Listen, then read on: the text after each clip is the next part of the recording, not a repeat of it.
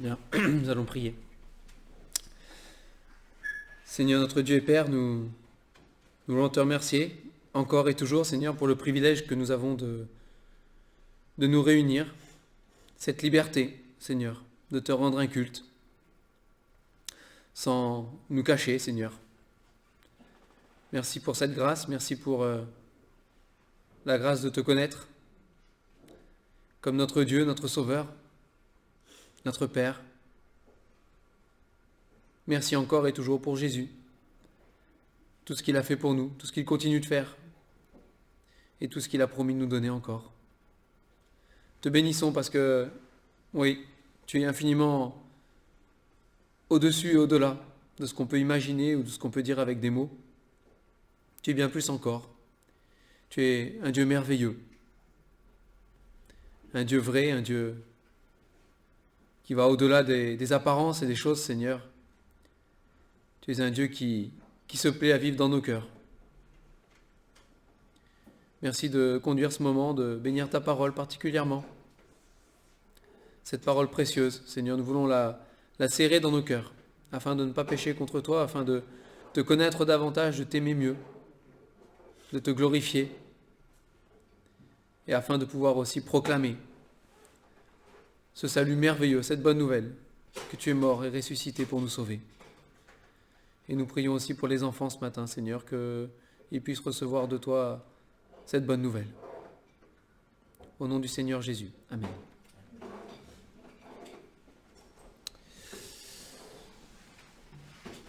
Alors, évangile de Jean.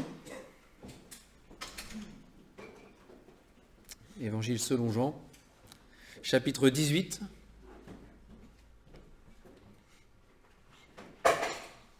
Verset 28. Jean 18, 28.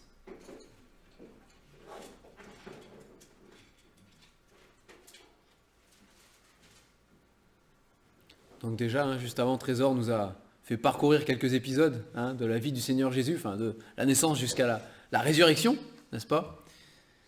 Et c'est vrai qu'autour de la crucifixion, il y a plein d'événements, il y a plein de choses qui se passent, il y a plein de personnages qui apparaissent ou qui se croisent, qui discutent, il y a plein de choses qui se passent. Et simplement, j'aimerais qu'on prenne deux passages, c'était très court ce matin, qui m'ont interpellé par rapport à tout ce qui se passe à ce moment-là, notamment entre l'arrestation et puis la résurrection. Et donc Jean 18, 28, donc le Seigneur Jésus a déjà été arrêté au jardin à Gethsémanée. Il a déjà été conduit auprès du souverain sacrificateur, qui l'a renvoyé à un autre, et puis il l'envoie. Donc le Seigneur Jésus va pas arrêter comme ça de passer de main en main. Il va aller voir Hérode, et puis Pilate, et puis etc. etc. Et donc là, il était donc chez Caïphe, et il va être conduit au prétoire, donc pour rencontrer Pilate. Et donc on a ce verset 28 où il est dit « Ils conduisirent Jésus de chez Caïphe au prétoire, c'était le matin. Ils n'entrèrent pas eux-mêmes dans le prétoire, afin de ne pas se souiller et de pouvoir manger la Pâque. » Donc ils, c'est qui ? Ce sont les chefs religieux. D'accord ? C'est ceux qui ont été instigateurs, si vous voulez, les instigateurs de l'arrestation de Jésus. C'est eux qui sont allés chercher les soldats pour faire arrêter Jésus, etc. Ils avaient même une petite milice personnelle, de toute façon, c'était un peu particulier. Mais c'est eux, ce sont les chefs religieux. Et donc ces chefs religieux ont jugé, selon, soi-disant, la loi de Dieu, mais bon, selon leur propre loi, ils ont jugé ce Jésus qui les dérangeait complètement, de nuit, de manière illégale.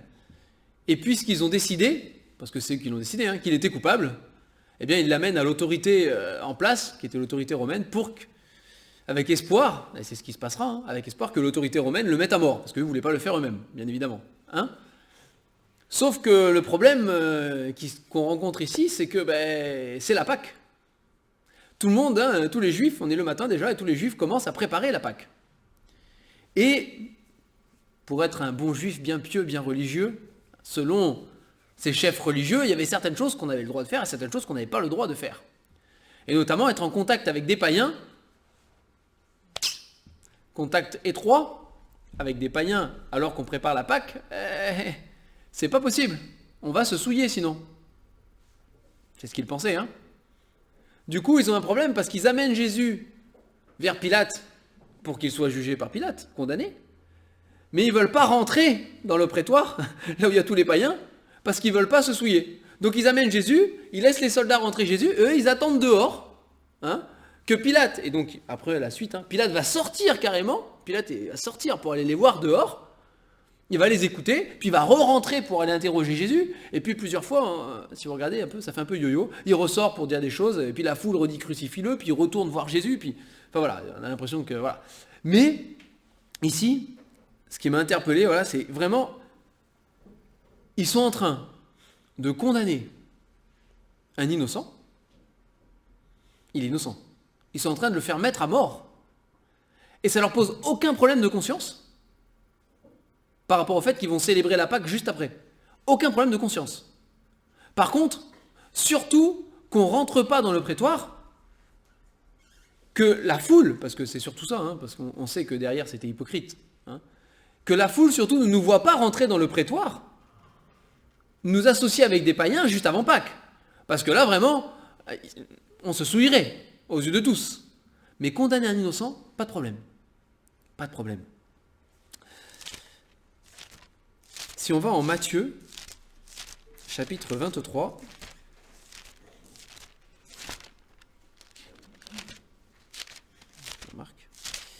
Matthieu 23, à partir du verset 23. Matthieu 23, 23. Le Seigneur Jésus ici, donc on est bien avant, on est bien avant qu'il soit arrêté là, hein, quand il est encore libre de circuler comme il voulait, et voilà. Hein. Voici ce que le Seigneur Jésus dit à ces mêmes chefs religieux, en avance. Hein. Voici ce qu'il leur dit.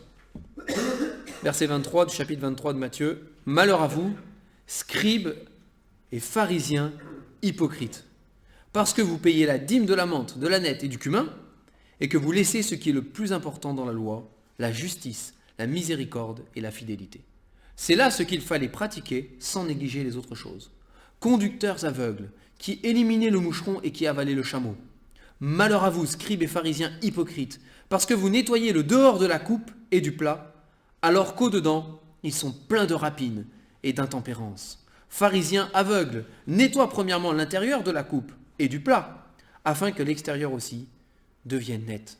Malheur à vous, scribes et pharisiens hypocrites, parce que vous ressemblez à des sépulcres blanchis, qui paraissent beaux au dehors et qui au dedans sont pleins d'ossements de mort et de toute espèce d'impureté.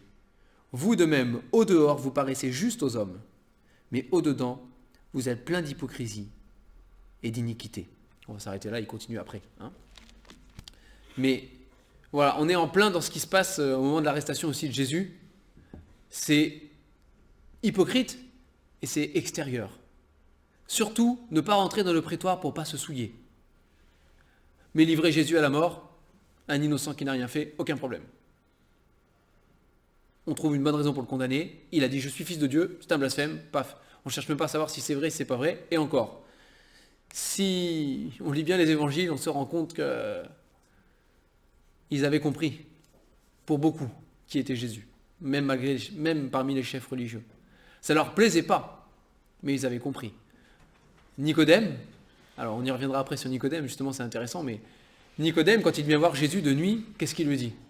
Nous savons, nous, qui nous ? Les chefs religieux, il en fait partie.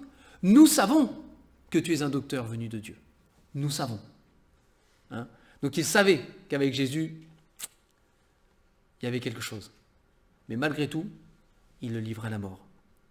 Mais ce qui comptait pour eux, c'était l'extérieur, hein, c'était l'apparence, et pas l'intérieur.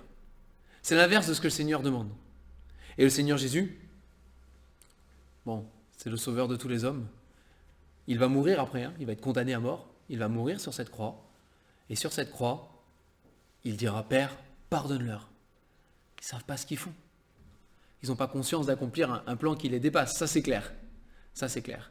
Mais ils avaient bien envie de crucifier Jésus. Hein. C'est pas quand il dit Père, pardonne-leur, ils ne savent pas ce qu'ils font. C'est pas qu'ils ne savaient pas qu'ils étaient en train de crucifier Jésus. Ils le savaient très bien ça. Mais ils n'avaient aucune idée de ce qui était en train de se passer réellement dans le plan de Dieu. Hein. Donc Jésus s'est livré volontairement. Mais ces hommes-là, et ceux qui étaient autour d'eux, probablement aussi, hein, c'était dans l'apparence. C'était dans l'extérieur. C'était dans ce que les hommes voient, de ce qui frappe les yeux. C'est ce qu'on peut regarder.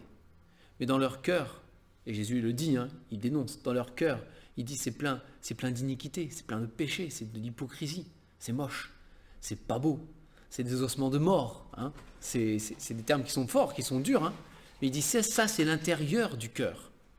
C'est l'intérieur du cœur. On va fêter la Pâque, hein, c'est ça. On va fêter la Pâque. On peut rester avec tous nos péchés, mais surtout qu'on ne nous voit pas nous souiller avec des païens. Surtout pas. Et vous avez, un peu plus tard, on va le prendre, au chapitre 19, vous avez le contre-exemple. Le contre-exemple de ces chefs religieux, hein, qui vraiment, d'extérieur, il ne fallait pas se souiller. Hein. Verset 31 du chapitre 19.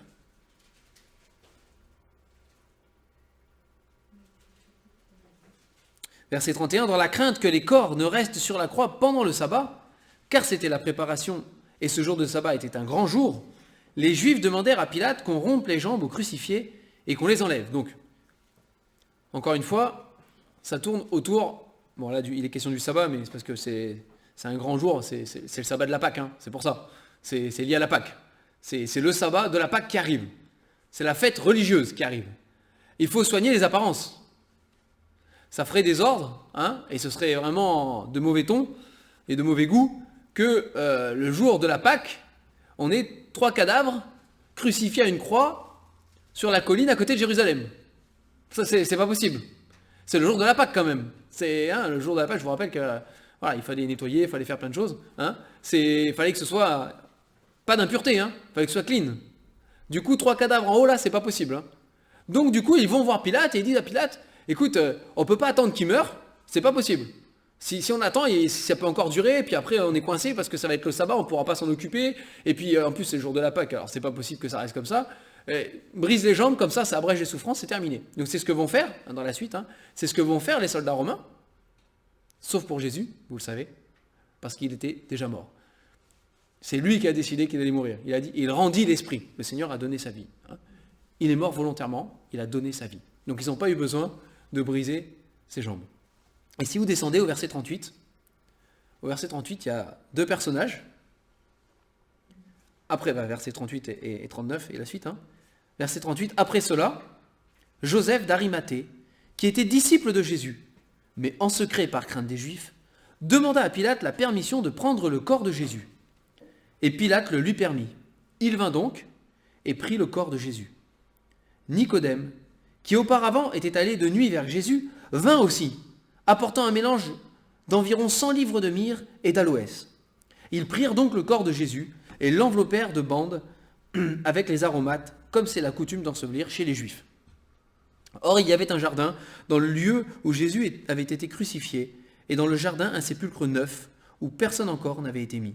Ce fut là qu'ils déposèrent Jésus, à cause de la préparation des Juifs, parce que le sépulcre était proche.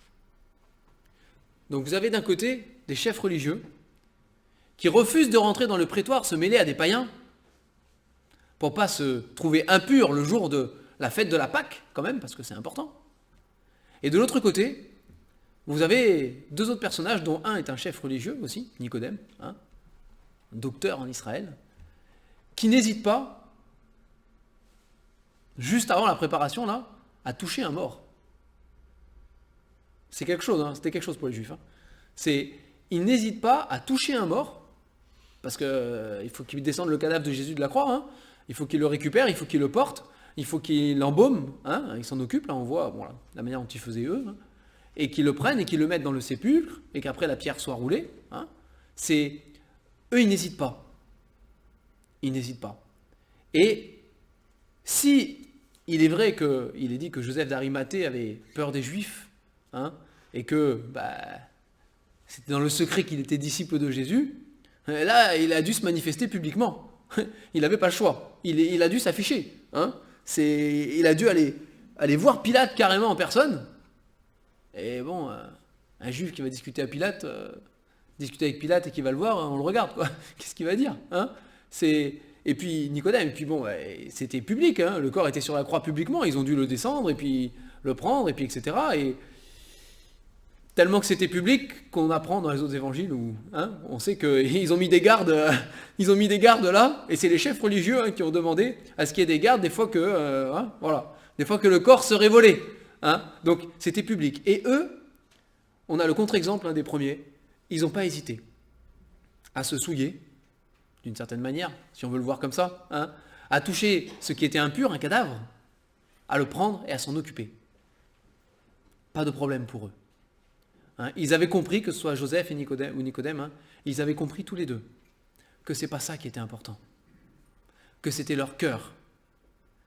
Ils l'ont fait par amour pour Jésus. Est-ce qu'ils savaient que Jésus allait ressusciter? Non, ils n'avaient pas compris ça, personne n'avait compris. Avant la résurrection, personne ne l'avait compris qu'il allait ressusciter, personne. Donc ils n'ont pas compris, ils ne savaient même pas que Jésus allait ressusciter. Mais c'était pour Jésus. Parce que dans leur cœur, ils étaient disciples de Jésus. Pas en apparence, pas pour la fête de Pâques, pas pour ces choses-là. Réellement dans leur cœur, au quotidien, tous les jours de leur vie, ils étaient disciples de Jésus. Peu importe ce que les autres allaient dire, eux ils savaient. Ce qui va me souiller, c'est pas de descendre le corps du Seigneur de la croix et de l'embaumer et de le mettre dans le tombeau. C'est pas de toucher un mort, c'est même pas de rentrer dans le prétoire, c'est pas toutes ces choses-là, c'est pas d'être en contact avec des païens. Ce qui me souille, c'est ce qui vient de mon cœur, c'est ce qui vient de l'intérieur. Hein, et le Seigneur, il le dit. C'est pas ce qui rentre dans l'homme qui souille l'homme, c'est ce qui sort de l'homme. Hein, c'est ce qui sort du cœur de l'homme. Et donc la préparation, hein, à rencontrer Dieu, elle ne se fait pas dans l'extérieur, elle ne se fait pas dans les rites, elle ne se fait pas dans les traditions, elle ne se fait pas dans le fait de se réunir parce que c'est Pâques, elle ne se fait pas dans ces choses-là, elle se fait dans notre cœur. Moi, dans mon cœur, face à Dieu. C'est ça qui compte. Et au chapitre 20, dans la suite, personne ne s'attendait à ce qui s'est passé, bien évidemment. Hein, personne. Le premier jour de la semaine, chapitre 20, verset 1, le premier jour de la semaine, Marie de Magdala se rendit au sépulcre dès le matin, comme il faisait encore obscur, et elle vit que la pierre était ôtée du sépulcre. Elle courut vers Simon-Pierre et vers l'autre disciple que Jésus aimait et leur dit « Ils ont enlevé du sépulcre le Seigneur, et nous ne savons où ils l'ont mis. » Pierre et l'autre disciple sortirent et allèrent au sépulcre. Ils couraient tous deux ensemble, mais l'autre disciple courut plus vite que Pierre et arriva le premier au sépulcre. S'étant baissé, il vit les bandes qui étaient à terre, cependant il n'entra pas.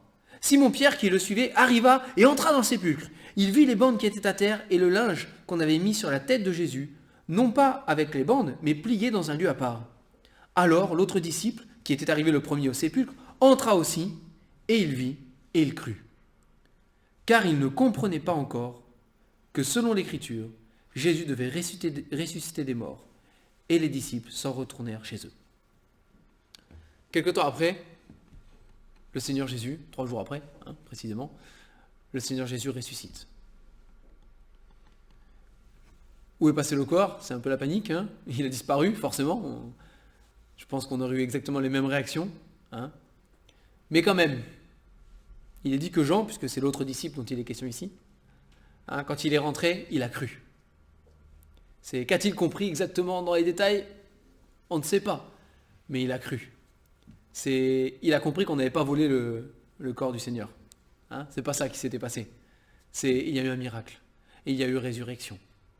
Et le Seigneur Jésus, en ressuscitant, hein, vient à la fois condamner ces hommes religieux, hein, avec leurs traditions et toutes ces choses, qui pour l'apparence faisaient office d'être pieux, hein, et recommandables aux yeux des autres, mais qui dans leur cœur étaient sales. Il vient les condamner par sa résurrection. Et par sa résurrection, il vient en même temps approuver, hein, il vient en même temps sauver, il vient en même temps glorifier, honorer ceux qui ont pris la peine de descendre le corps, ceux qui n'ont pas eu peur de le toucher, même s'il était mort, hein, ceux qui ont compris que c'était à l'intérieur que c'était important, et pas dans l'extérieur. Et par la résurrection, le Seigneur vient honorer aussi Joseph et Nicodème, hein, qui ont pris soin de lui. On rentre, il y a encore les tissus qu'ils avaient utilisés, les bandes, etc. Ils sont là. Il y en a un qui est bien plié à la tête là. Tout est là. Ils avaient fait cela pour le Seigneur, sans tout comprendre, mais dans leur cœur, sans tenir compte d'autre chose.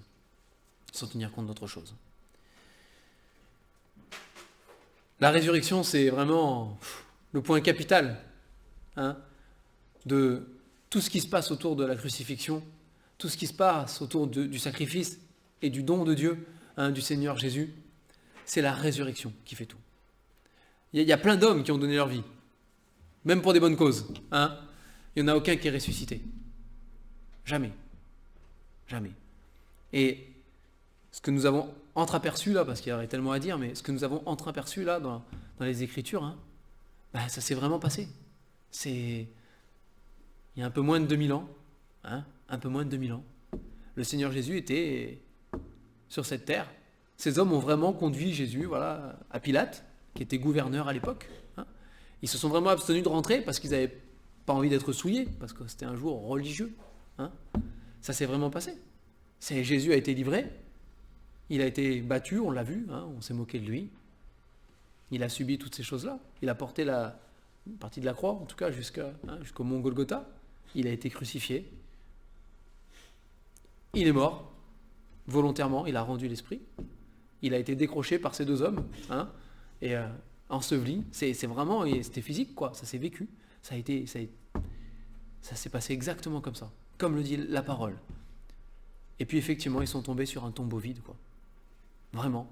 Il y avait la pierre qui était roulée, puis il était plus là, quoi. C'était la réalité. Et puis après, ils l'ont vu. Il est apparu. Hein. Il leur est apparu plusieurs fois après, hein, il est dit. Même plus de 500 frères en même temps, une autre fois. C'est vraiment, ils l'ont vu de leurs yeux. Ça, c'est incomparable. C'est incomparable. Mais c'est vraiment ce que le Seigneur a fait. Et c'est vraiment ce que ces hommes ont fait autour de lui. Mais que Dieu nous garde d'être des religieux.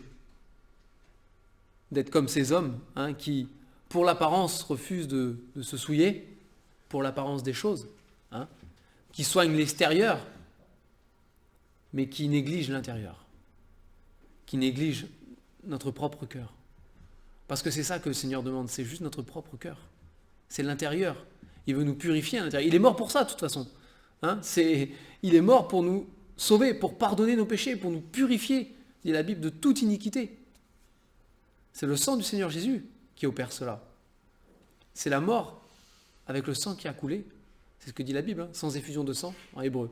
Hein, sans effusion de sang, il n'y a pas de pardon. Le sang a coulé pour que nous puissions être pardonnés de nos péchés, pour que nos cœurs puissent être lavés. Et une fois que nos cœurs sont propres, hein, une fois que nos cœurs sont purifiés par le sang du Seigneur Jésus, alors nos vies extérieures et nos actions vont refléter ce qui est à l'intérieur. Mais faisons attention, parce que peut-être qu'on peut tromper des hommes, mais on ne trompe pas Dieu. Faisons attention. On peut faire des choses en apparence pour se montrer. Devant Dieu, ce n'est pas ce qui compte le premier. Dieu voit à l'intérieur. Il voit au fond de nous. Et il voit dans notre cœur. La Bible dit, hein, que Dieu est celui qui juge les cœurs et les reins. Il sonde les cœurs et les reins. Hein. Il juge les pensées au plus profond de nous-mêmes. Il sait toutes choses. Il sait toutes choses dans les moindres détails. Dans les moindres détails. Alors oui, on se réjouit parce que c'est Pâques. Enfin, c'est Pâques. Parce que dans le calendrier, c'est Pâques. On se réjouit parce que voilà. Mais ce qui compte, c'est pas que ce matin, on s'est bien habillé. Et puis, on s'est dit, c'est Pâques, on va aller à l'église. Hein. On nous a posé la question, hein, avec Ramon. Là, est-ce qu'on ferait quelque chose de spécial pour Pâques? On a répondu tous les deux oui et non dans le même sens. C'est-à-dire que de toute manière, chèque pour le dimanche, hein, bien évidemment, c'était sous-entendu pour le dimanche matin. Et c'est une bonne question. C'est une bonne question. On peut faire des choses spéciales pour Pâques. Hein, mais au final, chaque dimanche, pour nous, c'est la même chose. Va-t-on plus annoncer la mort et la résurrection du Seigneur parce que c'est Pâques que les autres jours? Est-ce que c'est plus important aujourd'hui que ça l'était dimanche dernier et que ça ne le sera dimanche prochain? Est-ce que c'est plus important aujourd'hui? Pas plus. Alors on veut s'en souvenir particulièrement, on peut, si on veut. Hein, c'est pas la question. Mais est-ce que c'est plus important? Est-ce que c'est même plus important que demain, qui est lundi? Bon, c'est lundi de Pâques demain, pardon, j'ai choisi le mauvais jour. Vendredi, la semaine prochaine. Est-ce que c'est plus important? C'est toujours aussi important. Hein? C'est toujours aussi important. Prenons garde à cela, à ce qui est de la tradition, de l'habitude, hein? Tout ce qui peut être religieux. Prenons garde à cela. Faisons attention. Faisons attention. Parce que ce qui compte, c'est ma relation avec le Seigneur. Ce qui compte, c'est que mes péchés soient pardonnés. C'est ça qui est important. C'est ça ce que le Seigneur veut. Que mes péchés soient pardonnés. Une fois que mes péchés sont pardonnés, que mon cœur est nettoyé, tout le reste, si vous voulez, c'est du bonus. Hein? On peut faire des choses, on peut faire plein de choses après pour se souvenir du Seigneur. On peut prendre la Sainte Seine, par exemple, on peut faire d'autres choses. Hein? Mais voilà, il y a plein de choses qu'on peut même mettre en place, si vous voulez. Il n'y a pas de problème là-dessus. Mais quand bien même on mettrait en place tout un tas de choses, est-ce que ça compte? Si le cœur n'est pas là, hein? Si notre cœur n'est pas vraiment avec le Seigneur, si notre cœur n'est pas attaché au Seigneur, ça ne servirait à rien. À l'église de Corinthe, en ce qui concerne par exemple la Sainte Seine, à l'église de Corinthe, ils faisaient un grand repas. Un grand repas tous ensemble. En apparence, ça claquait, il y avait un grand repas. Hein? Ça semblait très fraternel. Mais Paul, il dit, dans ce repas, ça allait pas. L'apparence, ça claquait. Ça devait être sympa à voir. Mais il dit, il y en avait à table qui avaient faim, et d'autres qui avaient plus qu'il fallait. Il n'y avait pas de partage. Et à la fin, ils prenaient tous la Sainte Seine, hein, en disant, oh, Seigneur. Et Paul, il leur dit, mais il y a des jugements qui tombent sur vous. Il dit, il faut discerner le corps du Seigneur dans les choses que l'on fait. Hein? C'est dans le cœur. Dans le cœur. Alors faisons vraiment attention à cela. Les fêtes du calendrier sont une bonne occasion, je trouve, en général, hein, de mise en garde. Hein, de mise en garde par rapport au côté, on va dire, tradition et religion, dans lequel on peut facilement se laisser embarquer, en fait. Hein, dans le côté habitude des choses. Voilà. Il y a certaines personnes qui ne vont à l'église qu'à Pâques, qu'à Noël, au mariage et aux enterrements. Et au baptême. Voilà. Par exemple. Hein. Alors ça, c'est flagrant parce qu'on ne les voit jamais le reste de l'année. Donc là, pour le coup, c'est vraiment flagrant. Là, ça nous saute aux yeux, n'est-ce pas? Mais c'est pas parce qu'on vient à l'église tous les dimanches que notre cœur parfois est différent. Et on doit faire attention à ça. C'est pour quelle raison est-ce que je viens à l'église le dimanche matin, par exemple, hein, ou à toute autre réunion de la parole de Dieu? Pour quelle raison j'y vais vraiment? Quelles sont mes réelles motivations? Hein? Comment je me prépare aussi à venir rendre un culte à Dieu, à venir célébrer Dieu, à venir fêter Dieu. Hein? C'est une fête, c'est la fête de Pâques, si vous voulez. Hein? Et la Bible dit que Christ, notre Pâques, a été immolé, il a été sacrifié. Et c'est chaque jour, que c'est une fête avec le Seigneur. Mais comment est-ce que je me prépare? Je me coiffe, je m'habille bien, je prends une douche, pour ceux qui prennent la douche le matin. Et est-ce que je prépare mon cœur dans toutes ces choses? Hein? Ou est-ce que ce qui compte, c'est que je montre que je suis là et que je suis bien habillé, que je suis respectable? C'est important. En tout cas, moi, c'est ce qui m'a frappé ça, je n'avais jamais remarqué, hein, voilà, ce verset 28 hein, de Jean 18, je n'avais pas remarqué plus que ça. Ce côté où ils poussent Jésus pour se faire crucifier, mais eux, par contre, ils touchent surtout pas un païen, ils ne rentrent pas à l'intérieur, hein, pour surtout ne pas se souiller. On va terminer avec la résurrection. La résurrection du Seigneur Jésus. La victoire. C'est ô mort, où est ton aiguillon? Où est ta victoire, n'est-ce pas? Hein, c'est ce que dit la parole de Dieu. C'est là que le Seigneur a acquis la victoire totale. C'est là qu'il la démontre et qu'il la prouve aux yeux de tous, en ressuscitant des morts.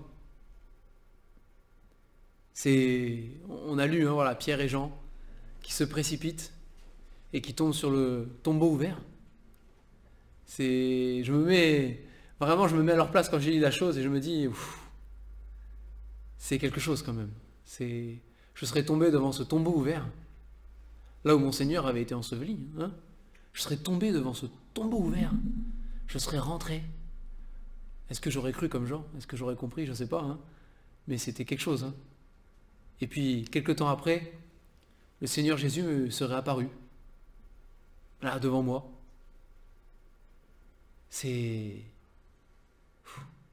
Ça dépasse ce qu'on peut dire. Ça dépasse ce qu'on peut dire. Et après, on peut dire, mais Seigneur, que peut-il nous arriver? Vous voyez les apôtres qui après vont servir le Seigneur à droite et à gauche, qui vont subir la persécution, les coups, etc. Mais ça n'a aucune importance pour eux. Aucune. Ils ont vu le Seigneur ressusciter. C'est Paul, sur le chemin de Damas, il a vu. Il a vu Jésus. Il a entendu Jésus. Il lui a parlé. Il a dit, c'est moi, c'est Jésus que tu persécutes. C'est moi, c'est Jésus. Pierre, Jean et les autres, ils ont vu.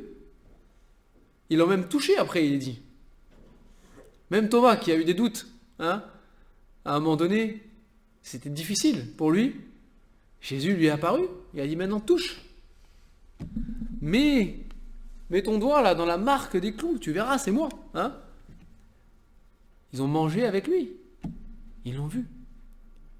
Et après ça, certes, Jésus est reparti au ciel, mais Jésus a dit on y va, on y va quoi. Où est le problème? On l'a vu, il est vivant. Comme ça a été rappelé aussi, nous en sommes témoins. Nous en sommes témoins de ces choses. Et c'est ce dont nous sommes témoins. Nous sommes témoins que Jésus-Christ est mort sur la croix pour sauver les péchés de tous les hommes. Tous les hommes. Pour payer pour les péchés de tous les hommes. Pour sauver chaque être humain. Il y a la possibilité pour chacun, pour quiconque sur cette planète, sans exception, d'être sauvé. Parce que Jésus est mort pour tous les hommes. Il est mort pour tous les hommes et il est ressuscité. Il est ressuscité pour la victoire, mais pour tous les hommes, sans exception. Tous. Pour tous, c'est payé. Mais il faut croire, c'est ce que nous dit la parole de Dieu. Il faut placer sa foi dans ce que Jésus a fait pour être sauvé. Il faut le croire de tout son cœur, demander pardon. Et là, ça devient efficace. Et là, ça devient une réalité. Là, c'est appliqué à notre vie.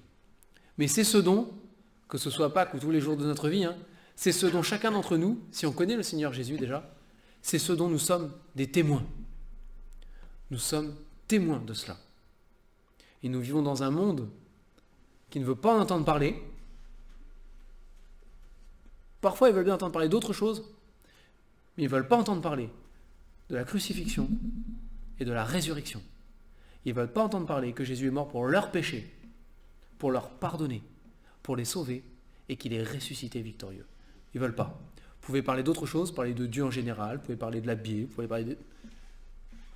Et nous sommes témoins aussi de ces choses, mais nous sommes témoins, premièrement, et il faut qu'on s'en rappelle, dans le témoignage qu'on a à rendre à ceux qui nous entourent. La première chose pour laquelle nous sommes témoins, c'est que Christ est mort et qu'il est ressuscité. C'est la première chose. C'est la première chose. Alors on côtoie des gens au quotidien, et parfois certains ils savent qu'on est chrétien. Parce qu'on se comporte différemment, parce qu'on pense différemment, parce qu'on a évoqué qu'on croyait en la Bible, que nous obéissions à la Bible, etc. C'est vrai. C'est vrai. Mais notre témoignage n'est pas complet. Tant que nous n'avons pas pu témoigner que Jésus-Christ est mort pour eux et qu'il est ressuscité. On ne peut pas dire que j'ai témoigné, ils savent que je crois en Dieu. Si vous lisez les Écritures, notamment le Nouveau Testament, c'est pas cela témoigner. C'est pas ça. Peut-être ça commence par là des fois, mais c'est pas ce qui s'appelle témoigner. Ce qui s'appelle témoigner dans la parole de Dieu, c'est témoigner de ce que Jésus-Christ a fait. Lui. pas simplement qu'il y a un grand Dieu. C'est plus que ça. C'est un grand Dieu qui s'est abaissé et qui est venu jusqu'à nous et qui a payé pour les péchés de l'humanité. Alors qu'on soit encore encouragés ce matin, comme l'ont été les apôtres, après la résurrection du Seigneur, qu'on soit encore encouragés ce matin à témoigner de la vérité, à témoigner de Jésus-Christ. Personnellement, de Jésus-Christ, et particulièrement de Jésus-Christ et de ce qu'il a fait.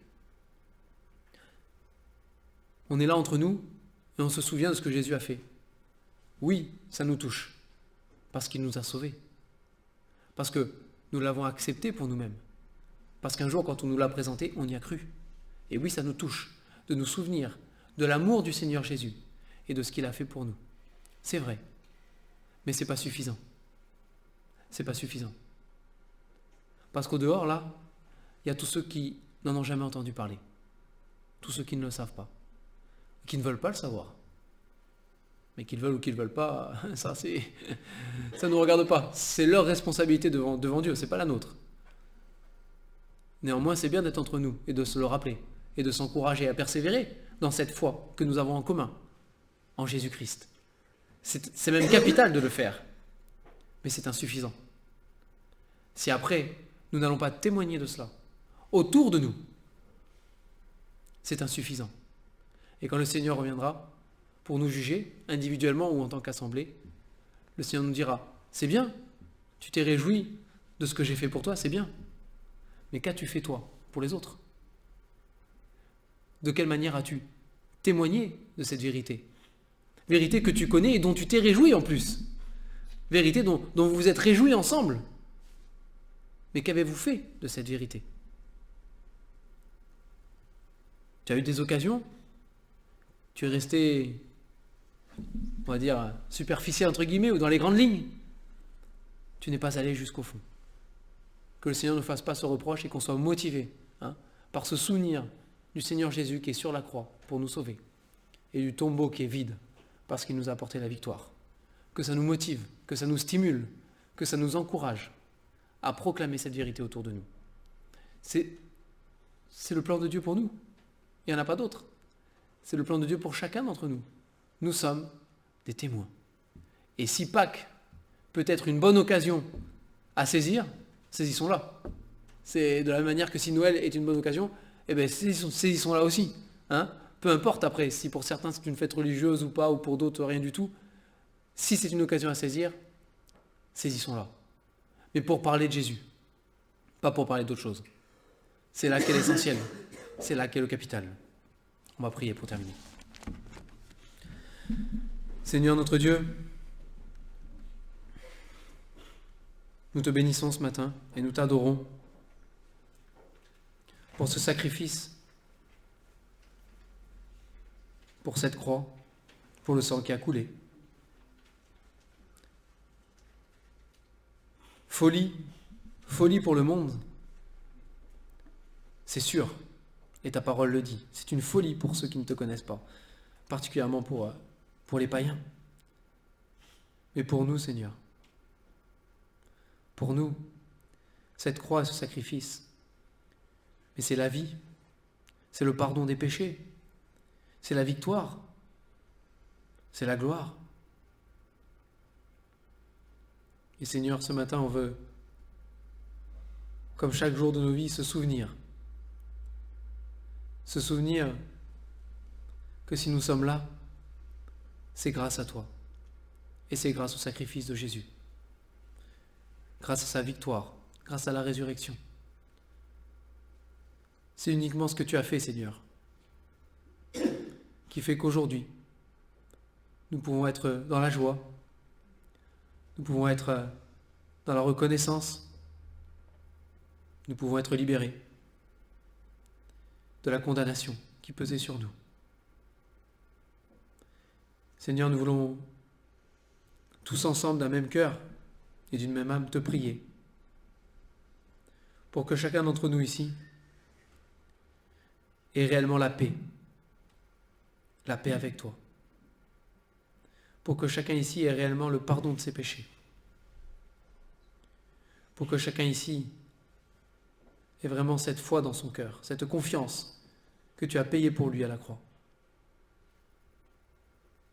que tu as versé ton sang pour qu'il soit sauvé, pardonné et ressuscité pour donner la vie éternelle. Nous prions notre Dieu, nous te supplions d'intervenir en faveur de ceux qui n'ont pas encore ce salut pour eux-mêmes. Seigneur, nous te prions aussi parce que nous sommes humains, nous sommes faibles, nous avons besoin de toi et nous te prions de nous garder de cette attitude religieuse que tu dénonces si fortement dans ta parole. Garde-nous d'être dans l'apparence des choses. Garde-nous de soigner plus le dehors que le dedans. Mais que chacun d'entre nous, Seigneur, on prenne conscience et qu'on prenne à cœur de préparer et de travailler notre intérieur, Seigneur, devant toi. De recevoir dans notre cœur le pardon de nos péchés et la transformation, Seigneur, que toi tu veux pour nous. Seigneur, nous te demandons pardon pour toutes les fois où nous faisons des actes religieux, des choses que nous faisons parce que nous devons les faire, simplement, sans avoir un cœur pour toi dedans. Seigneur, pardonne-nous. Nous prions que tu transformes encore nos cœurs, que tu nous rapproches de toi. Donc que pour chacun d'entre nous, tu nous donnes ce zèle, ce courage qui vient de ton esprit, Seigneur, pour être des témoins fidèles de Jésus-Christ. Pas des témoins de nous-mêmes, pas des témoins d'actes religieux ou d'œuvres que l'on fait, mais témoins de Jésus, et uniquement de Jésus-Christ. Qu'on ne voit à travers nous que Jésus. C'est notre prière et nous savons, Seigneur, que tu es fidèle pour répondre à nos prières, pour prendre soin de nous, pour nous guider. Seigneur, nous confessons que nous avons besoin de toi. Mais merci, Seigneur, pour la grâce de pouvoir compter sur toi jour après jour. Comme ça a été rappelé, Seigneur, tu es avec nous. Tu es avec nous, Seigneur, parce que tu es vivant. Et ça, Seigneur, il n'y a rien de plus précieux que ça, de t'avoir dans nos cœurs, jour après jour, seconde après seconde. Sois glorifié, sois béni, Seigneur, encore ce matin. Et oui, Seigneur, toi qui connais encore les temps et les moments et les choses que nous aurons chacun à traverser, équipe-nous, Seigneur, et rends-nous semblables à Jésus-Christ. Nous prions dans le nom du Seigneur Jésus. Amen.